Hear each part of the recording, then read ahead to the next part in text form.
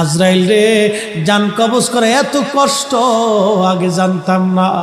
আজরাইল, আমাকে একটু আসানের সাথে তুমি জান কবজ করো।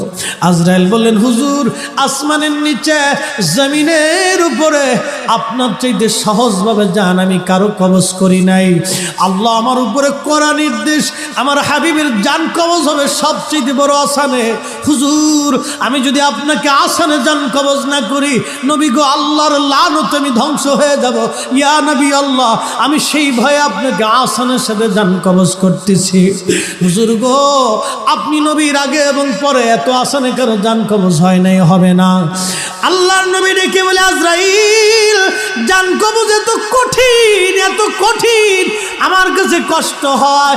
একটা অনুরোধ তোমার কাছে করে দেয় আজরাইল, আমার উম্মতের জান কবজটা তুমি সহজে কইরো। আমার উম্মত গুনাহগার, আমার উম্মত পাপী,